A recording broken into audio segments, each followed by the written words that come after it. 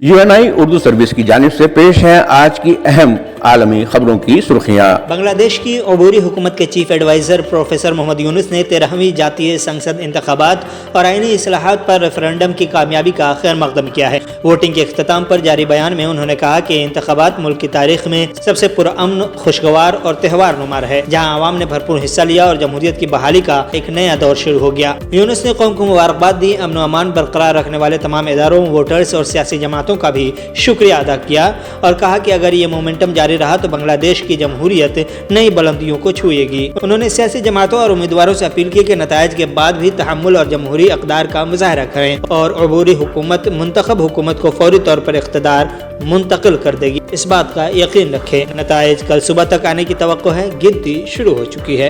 अमेरिकी सदर Donald Trump ने व्हाइट हाउस में इसराइली वज़ीर-ए-आज़म बेंजामिन नेतन्याहू से मुलाकात के दौरान ईरान के साथ मुज़ाकरात जारी रखने पर जोर दिया और इसराइली वज़ीर-ए-आज़म की तरफ से तेहरान के खिलाफ सख्त मौक़िफ़ अपनाने की कोशिश को मुस्तरद कर दिया। तकरीबन 3 घंटे के इस मुलाकात के बाद ट्रंप ने एक बयान में कहा कि कोई हतमी नतीजा नहीं निकला, सिवाय इसके कि मैंने इसरार किया कि ईरान के साथ मुज़ाकरात जारी रखे जाएं ताकि देखा जा सके कि क्या कोई मुआहदा मुमकिन हो सकता है। उन्होंने मजीद कहा कि अगर मुआहदा हो जाए तो ये उनकी तरजीह होगी और न सूरत हाल देखी जाएगी।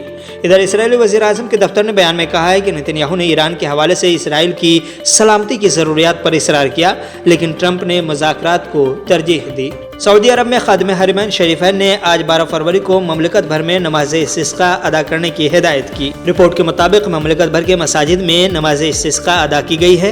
मस्जिद अल हराम मक्का मुकर्रमा में सुबह 7:08 पर, जबकि मस्जिद नबी मदीना मुनव्वरा में सुबह 7:12 पर नमाज इस्तिस्का पढ़ाई गई। रूस ने आज व्हाट्सएप को मुकम्मल तौर पर ब्लॉक कर दिया है, जिससे मुल्क में तकरीबन 10 करोड़ से ज्यादा सार्फिन मुतासिर हो गए हैं। मेटा की मिल्कियत वाले ऐप रूसी कवानीन की खिलाफ वर्जी, खासतौर पर सार्फिन के डेटा को हुकाम के साथ शेयर न करने की वजह से ब्लॉक की गई है।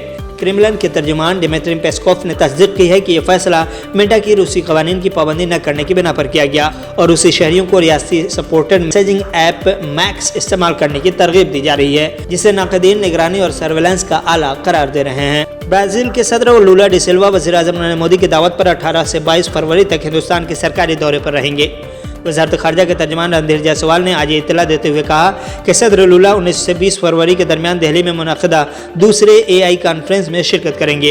हिंदुस्तान और ब्राज़ील के दरमियान दो तरफ़ा मुज़ाकरात का अहम दिन 21 फरवरी होगा। उन्होंने कहा कि सदर जमहूरिया द्रौपदी मुर्मू मिस्टर सिल्वा की मेज़बानी करेंगे और नायब सदर समेत कुछ दीगर शख्सियात उनसे मुलाकात भी करेंगे। सदर लूला के साथ एक वजारती और तजारती वफ़द भी होगा। वफ़द के साथ रवाबित के लिए कई प्रोग्रामों की मनसूबाबंदी की गई है, जिससे हिंद ब्राज़ील की इक़्तिसादी, तकनीकी और स्ट्रेटेजिक ताल्लुकात मज़ीद मजबूत होंगे।